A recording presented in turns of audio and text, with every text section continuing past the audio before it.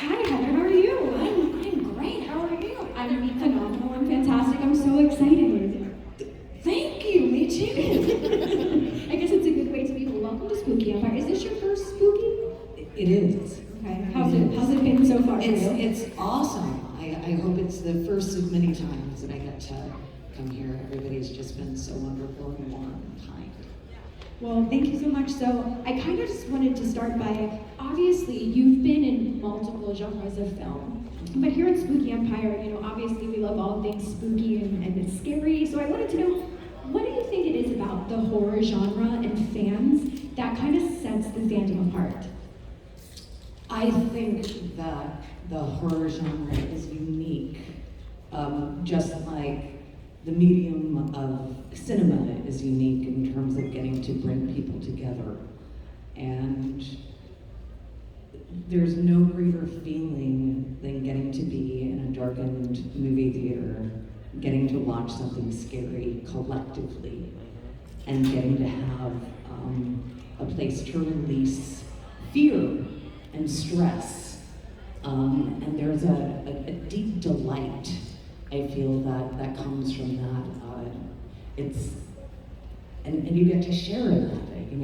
That's what builds the community, And on top of that, I think that great horror also has brilliant moments of comedy, So it's that inhale and exhale, inhale and exhale, and the fandom, I think that there's a deep appreciation for what horror maestros bring to cinema, and there's a gratitude that we as audience members get to experience that art and release.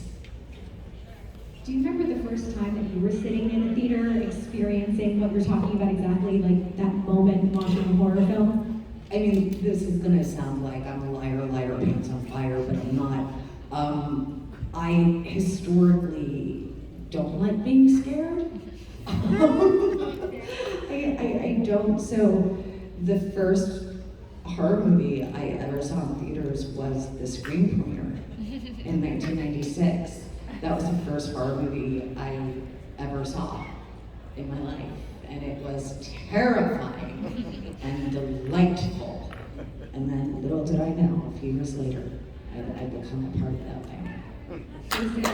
Yeah, I know! And I think one of the incredible things about you, and especially in the Scream series, is that you actually got to revisit a role, which is, that doesn't happen a lot. And so you got to revisit your role from Scream 3 when they did the additional Scream movie. Can you tell us a little bit about going back into that mindset of the character? Oh my gosh, what a blast. What an absolute delight. It was such a privilege and a pleasure to get a call from the Radio Silence guys and, Guy and Jamie that wrote just such an incredible script. And it's strange because at least for me as an actor, there's always a part of self that finds its way into the roles that you play, and Martha is no exception to that rule. And I feel that Guy and Jamie specifically were very honed in on the energy that Martha brings to her life. And so when I got the script and I read it, I was like, oh man, they know her so well. So it felt very easy to re-inhabit that skin, for lack of a better word. Can you maybe tell us a little bit about your experience working with Wes Craven? Oh my gosh. Wes was just the sweetest, kindest, most gentle man. And I feel that the kindest, most gentle people end up having the darkest subconscious mind that brings us all delight. But I mean, gosh, he was just brilliant and just kind like kindness is a rarity in general, but especially in our business. So it was an absolute delight, and getting to work on the next installation, and how, you know, Tyler, everybody had such a reverence for Wes, and you could feel his presence while we were working, you know, and he was very much in the forefront of our minds while we were shooting. So hopefully, wherever he is, he's proud and happy of what those boys have done. And I was gonna kind of piggyback on what you're saying is, to me, what makes me a fan of somebody is their kindness, because like you said, it is such a rarity, but I've only heard the most wonderful things about him. Everyone just, you know, speaks the world of him, so that's so amazing that you had those memories and moments, and you'll have those forever, so. That's true, unless I get Alzheimer's.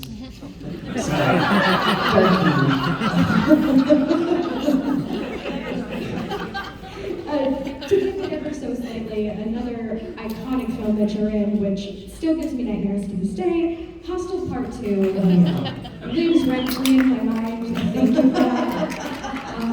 One of the most brutal ultimate demises, my goodness gracious.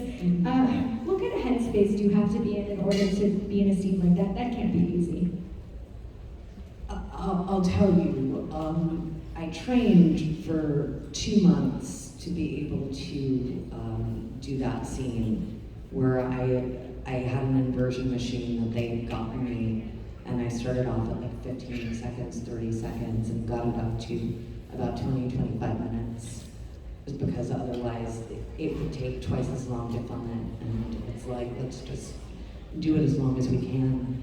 And the day that we were getting ready, because we shot it over the course of 2 days, and they had me 15 feet up in the air, and because we're not shooting in the States, they didn't have the same safety requirements, so there wasn't any padding.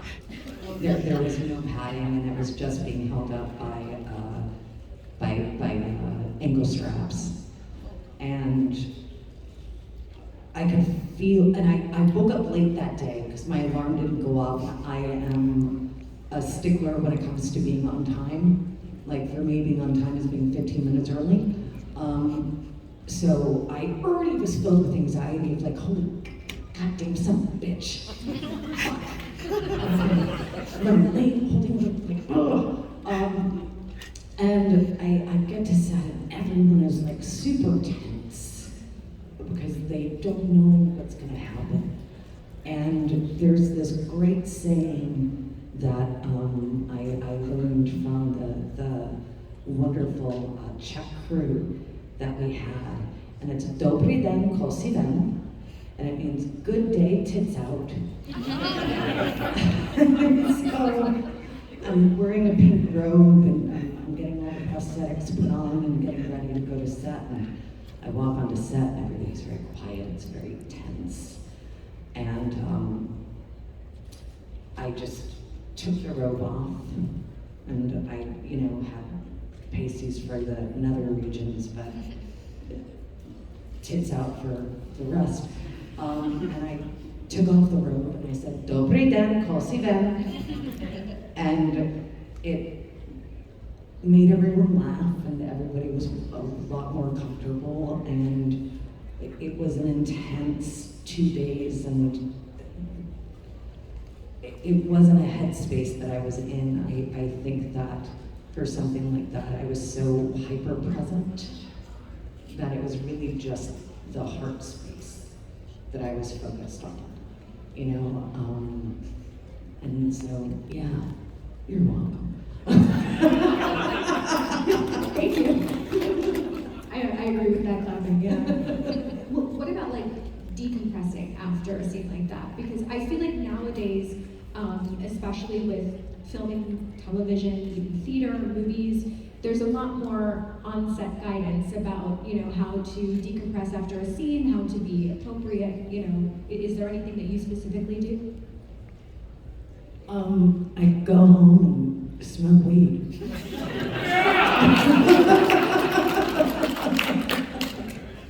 That's like that, and I write, and I hang out with my 2 cats and 2 dogs, and no pants and oversized t-shirt. And Comfortable, yeah. I'm good to go. I Yeah. love that. And can you tell us a little bit about Eli's directing style?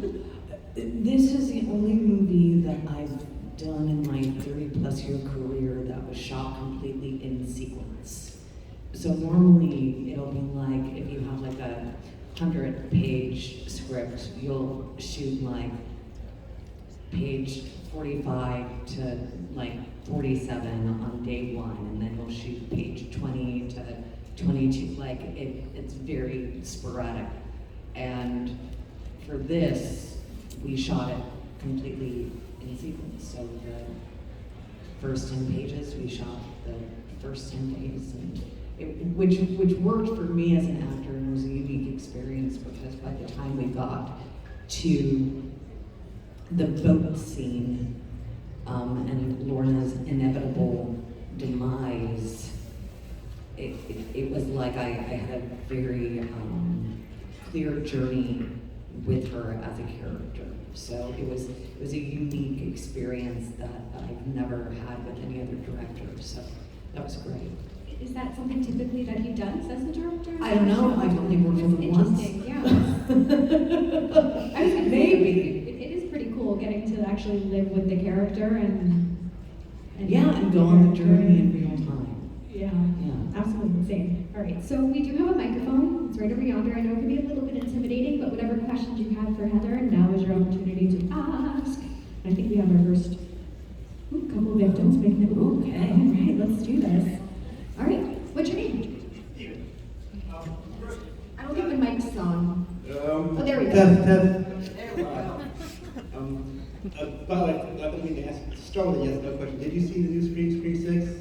I did. Okay, I'm just curious, even though you were not in it, do you still feel a connection to the two children in that movie? Do you feel, oh, my children are going to survive, and how, and you still, even though you're not in it, do you still feel a connection to those actors and worry about them as their parents? Oh, I called Guy. Thank you so much. I called Guy, one of the writers, right after I finished watching it in the theater. I was like, you son of a bitch.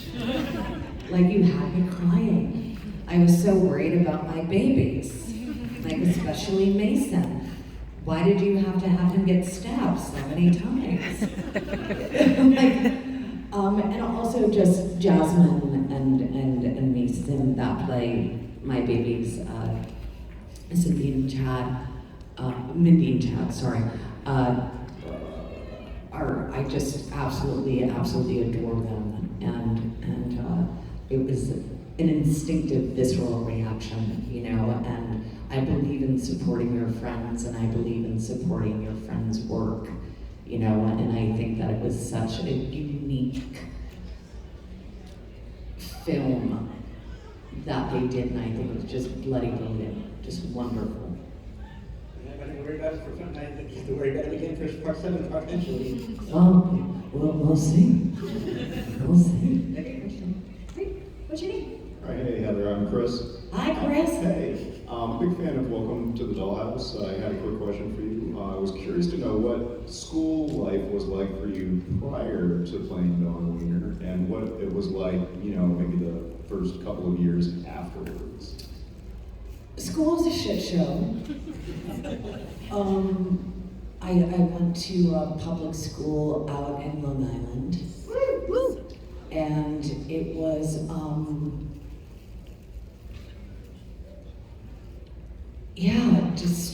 what is the truth? I think that being a kid and being a teenager is already difficult enough.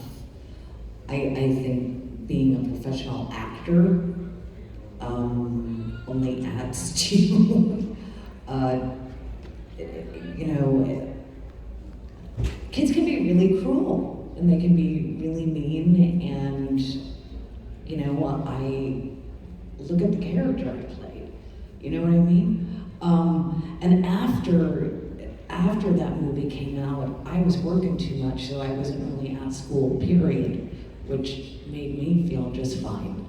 And I say that in the space of I historically never got along with kids my own age. Yeah, I felt much more comfortable having conversations with adults than I did with my peers because I was contemplating life and like who are we and why are we here and what are dreams and like where do we go when we go to sleep, like, and my peers were like,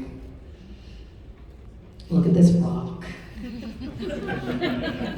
Like, let's punch that kid in the face, you know. So yeah, yeah, school's not for everybody. Thank you, but you turned out very well. I appreciate that and say thank you.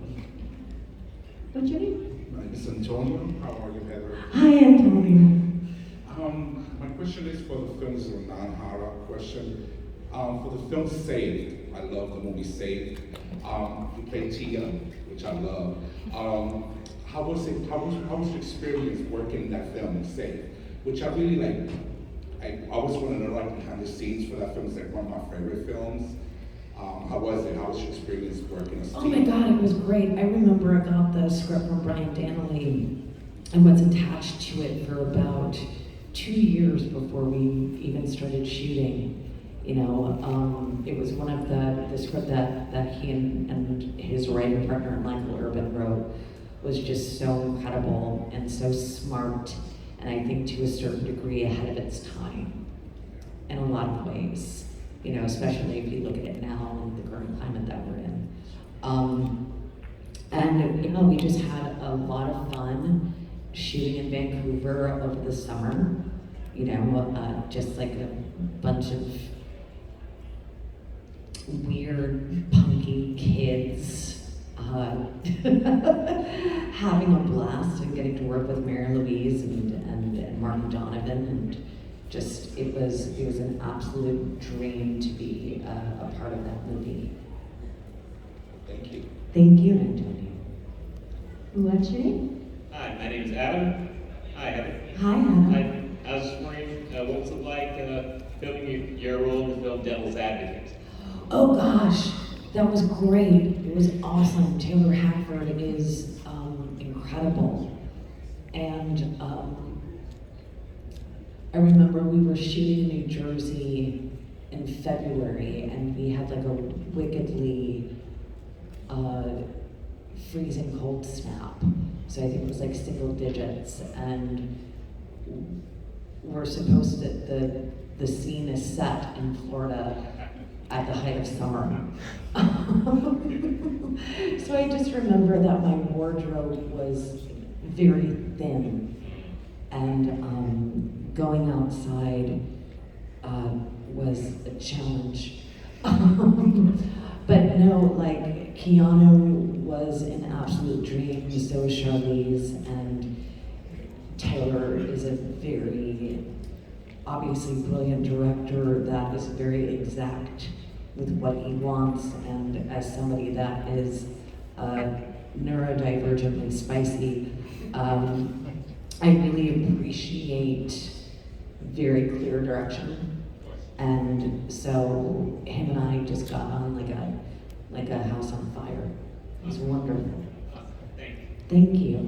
Spicy, I like that. Yeah. Oh my gosh, that's so cool. What's your name? Hi, my name is Julie. Hi, Hello Julie. again, Heather. So we haven't brought up yet the ultimate horror franchise, Princess Diaries. Anything you want to share about the experience of working with the Julie Andrews? And also, there's, floating around, probably entirely untrue, the rumors about a third film. But if there were to be a third film, where would you like to see Lily? Because I don't buy her and the little captain of the guard kind of guy. Yeah, I mean,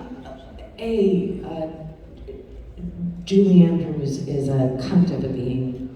That's what I figured. And I mean that, and she is the most gracious, loving, funny, wicked sense of humor. Nothing like you would expect, which is why I will lovingly refer to her as a bloody cunt. Just absolutely incredible, and I'm a massive musical theater nerd. And so I really tried to contain my cool and calm and collect. Just, hey, Julie, hey, let's go. And really, I'm like, oh my God, I want to talk to you about everything. I want to talk to you about Victoria. I want to talk to you about Sound of Music. I want, tell me about your time with Carol Burnett, but I was way too shy. I just didn't, I didn't know how to receive her fully, and I didn't feel that I had earned the right yet to have those kinds of intimate conversations, which is why I'm glad there was a sequel. So I could be a little less shy at that point. I'll tell you all something that pretty much sums Julie up in a nutshell. So our beloved director, Gary Marshall, who directed the first two, he sadly passed away a couple of years ago, and there was a memorial. And there was a shuttle bus that was taking you from the parking lot to where his memorial was happening. And I'm waiting for the shuttle bus, and I get on the bus, and I'm sitting there, and then Julie comes on the bus.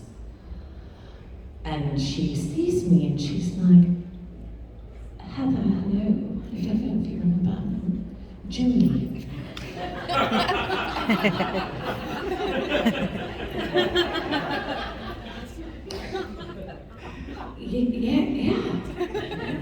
Yeah. Just. How could I ever forget you? Like you are seared in my heart and my mind and my soul. So just the best. And in regards to the third one, I mean Disney's taken down a lot of their TV shows right now from Disney Plus. So I don't know if they have the budget for a third one right now, based upon how they're cutting corners. And with that, if there was a third one, I would happily do it. Annie and I have talked about it. Like, if and when it's meant to happen, it will happen. And I personally feel like Lily would be somewhere in the jungles of Peru, working with activists to save the Amazon.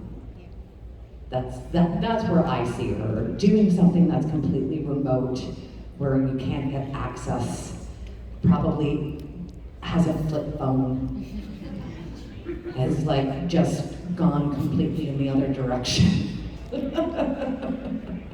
Thank you. You're welcome. What's your name? Hi Heather, I'm Kristen. Hi. So just out of curiosity, since you seem to be a horror fan tremendously, which is great, have you ever acted in haunted houses during the Halloween season? And if so, what was your favorite role to portray?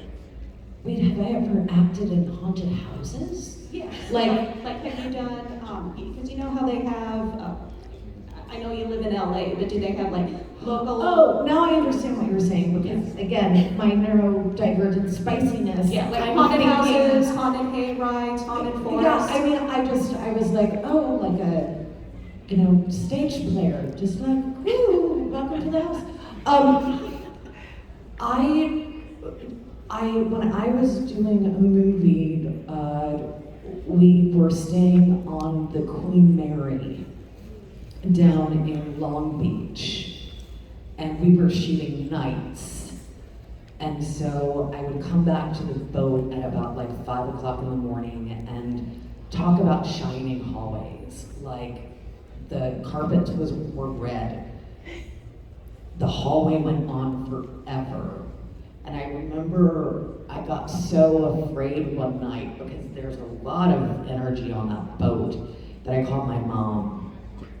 and I was in tears because A, I couldn't find my room, and B, I've never felt a presence like that since.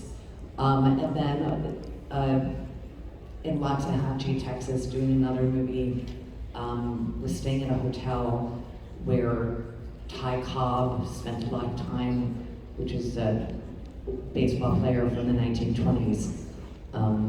That also was a movie that starred Tommy Lee Jones playing Ty Cobb. And there was like an old, like basement swimming pool, and just really creepy. And I was doing that movie with Jennifer Coolidge, and we were all on the same floor, and we would hear jazz music at like 3 o'clock in the morning coming from downstairs, and it was like one of those very small boutique hotels, so like the lights would be off, like there wasn't a lot of activity by humans. But yeah, listen, like we're all energy, and scientifically, you know, so I'm sure there's all sorts of things floating around and moving past, you know. But yeah, those were my 2 experiences regarding hauntings while working. So much fun. Yeah. I'm sure there's a lot of things happening here this weekend as well. Oh yeah, it's spooky. It's an empire of spooky. That's what they say. What's your name? Hi, I'm Nat. Hi. So, you've done lots of movies, but you also did some TV. You were on the last season of Roseanne. You played Heather. Yeah. Yeah. So, if they hadn't retconned season 9 when they rebooted Roseanne and then later changed it to the Connors, would you have wanted to come back maybe as a character that rolls through as just DJ's ex-girlfriend, or would you have wanted to like maybe play DJ's wife or ex-wife or anything like that? I mean, I'm always open to opportunities when my phone rings, and if it ended up being something that worked for everyone, like of course, absolutely. Like I adore Michael, and I love working with him, and I now count him as a dear friend of mine, you know, so it's always fun to work with people that you care about. And he's not even on the show anymore. Wah. What's your name? Hi, I'm Sarah. Hi, Sarah. First off, you still look 20. Thank you. I appreciate that. No problem. So my first thing is the statement that you made earlier about Wes Craven, like the kindest people have like the darkest like type of subconscious. That's actually accurate because it also reflects over to me. Because I've been a kind person growing up, but I've survived like almost every ring of hell's worth of trauma. But I still continue to be kind. And my dream is to also be an actress because I want to be able to use that level of platform to raise awareness for autism, mental health, and suicide prevention because I have all 3 and I know what it's like to be different and go through that. My question for you is, it's a 2-part. One is, which was more fun, Princess Diaries or Scream to be part of? And 2, if you could be in any other different horror movie besides Scream, what would it be and why? Oh gosh. Well, thank you for your vulnerability and sharing.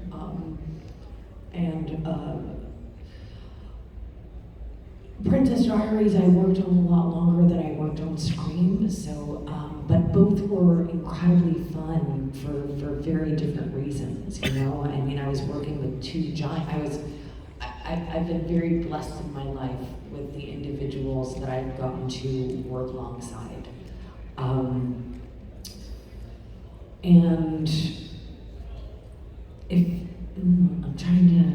if there was any, God, I gotta go with Halloween. I've gotta go with Halloween.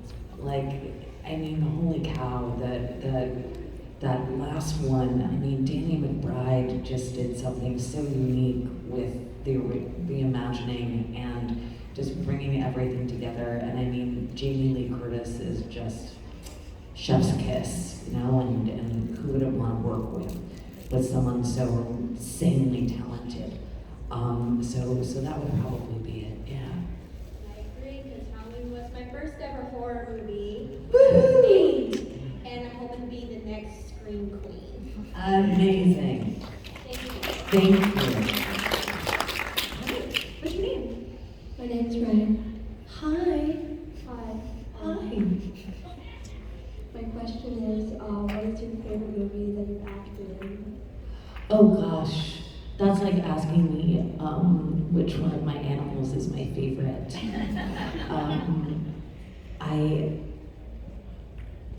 Anytime that I'm able to do what I love, I'm filled with gratitude. And every single movie or TV show or play that I've done, I've gotten to learn something about myself, either professionally or personally. So, and I say that in all sincerity, that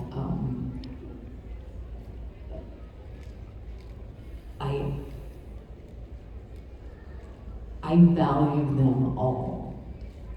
I value them all. Great question. Very good question. And I think it speaks volumes to your work of how diverse you are, that you can find favorites in everything. Yeah, I mean, Jesus, like, I could be digging ditches. You know what I mean?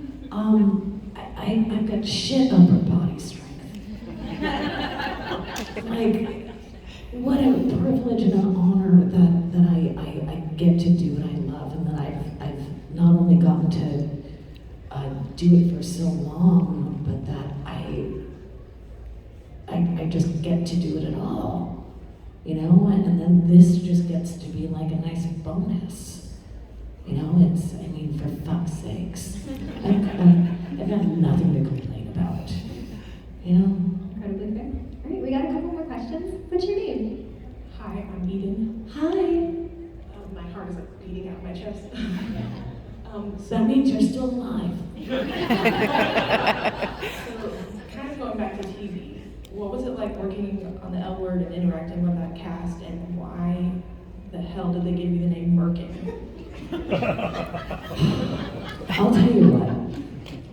I feel like I am one of the only actors that I know of that has had such very interesting character names. Dawn Wiener, Tweety Goldberg, Stacy Merkin, like, yeah. Working on the Encore was a lot of fun. It's always nice when you get a call from a creator of a show that you're a fan of. And it was an absolute blast. I personally, my inner little queer baby self was a little sad that I didn't get to meet Jennifer Beals. Because, God, talk about being able to wear a pantsuit. Jesus. But it was great. It was great, and what a treat to be on a show that was so revolutionary, you know, for its time. It was an absolute blast. Thank you. Did I answer your question? Yeah. Okay, cool. All right, what's your name? Hi, I'm Iviana. Hi. So from my knowledge, this industry can be pretty consuming. So with that being said, my question for you is, have you ever felt burnout or like discouragement? And if so, how have you gotten through that? Yes.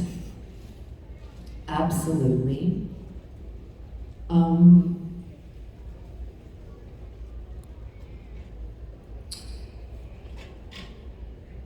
Therapy is helpful.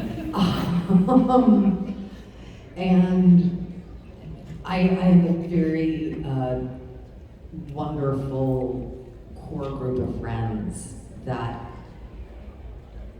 I feel safe enough with to share all of myself, and they're really great at holding space when it's needed. And this industry and this way of life is not for everyone. And I mean, fuck it, I'll just be 100% honest.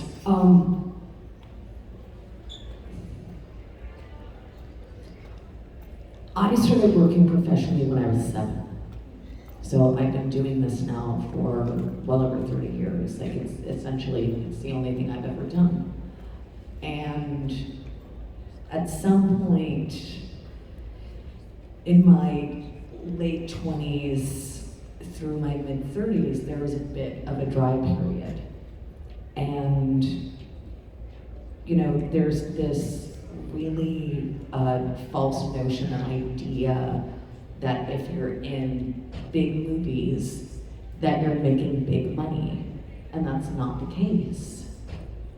And hindsight is always 20/20, right? I'm so grateful for every low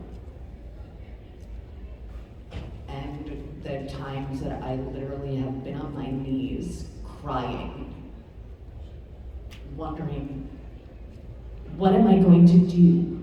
I have $50 in the bank. Like, I'm very conservative with how I spend my money. Like, I'm a bit of a spendthrift. And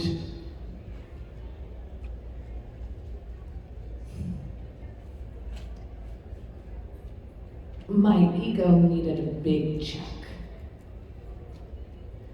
And it's painful. It's a painful experience, but I also do believe that sometimes pain is the greatest motivator for growth. And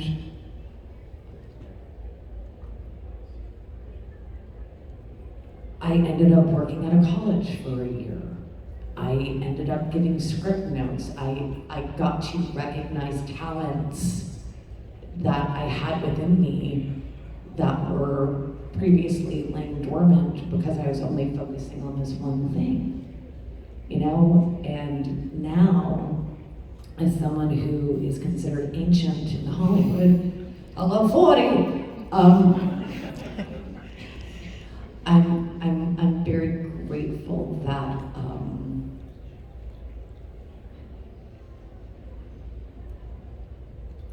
I now have an expansive toolbox that my ego previously allowed me to have, you know, and to this point, you know, that's why the writers are striking right now. That's why my union, SAG-AFTRA, we just voted for a pre-strike authorization. You know, I'm a working class actor. I'm a working class actor. I'm very grateful, again, that I get to do what I love. And most people that you see in your favorite movies and TV shows aren't making millions of dollars. Hell, they're not even making hundreds of thousands of dollars. Not to mention 20% for a manager and agent right off the top. Then you've got taxes, then you've got a business manager, and you might only do 1 or 2 things a year, you know? And so the industry has changed and the landscape has changed, and, you know, we're at the end of, we're watching late stage capitalism unfold, you know? And I feel that artists are not only valuable, they are essential for the world and to move the culture forward. And that goes for writers, that goes for directors, that goes for actors, that goes for hair and makeup, that goes for grips, that goes for electrics, that goes for everybody. Like, movies and TV shows don't get made in a vacuum. They don't get made in a vacuum. So I I'm grateful that I get to be a working class actor, and I'm grateful that I had enough experiences of dark nights of the soul to get my head out of my ass. So yeah, I hope that answers your question. Thank you so much. It means so much to me because I'm going into art, so that was very, very valuable. Thank you. You're welcome. Alright, this is our final question. Hi, I'm Sky. Nice to meet you. Hi. You had a very brutal death in Hostel playing Lorna. Yeah. I was just wondering, what was your experience filming such a terrible thing? Just another day at the office. Like, that's the thing, is that, like I said earlier, I trained 2 months to be able to hang upside down for 20 minutes, and it's when you're in that literal position of being 15 feet up in the air, being hung by your ankles with all your lady bits all over the place, you don't really have time to think. You just are hyper present, or at least I was, and I can say that I was very proud of myself, and I was very proud of the work that I got to do, and that's one of the beautiful things, if I think about being an artist sometimes, is that I don't know where those sounds came from until they came. You know, like because we didn't rehearse. It was just very in the moment and present, and there's just like a switch that happened, and I remember after we shot it, and we had to do ADR, which is sometimes like lines aren't clear, and you have to go into a studio recording booth and re-record them like in time with, you know, the visual of one's mouth moving. Could that be any more complicated to get out? And I remember Eli was like, "Do you want to see the scene?" I was like, "Sure, yeah." And I remember I told him that he had to turn it off because I couldn't bear to hear it. Like I wasn't watching me. You know, it was it was like a completely different animal. So yeah, I earned my paycheck on that one. Yeah, it was a blast. Thank you so much. Thank you. Well, thank you so much, and most importantly, thank you for being so kind and being so honest. And I know we appreciate your time so much. This has been so lovely. Is there any final thoughts you want to leave us with here today? Fight fascism. Love is love. It's the most powerful force there is. And it's okay to punch a Nazi in the face.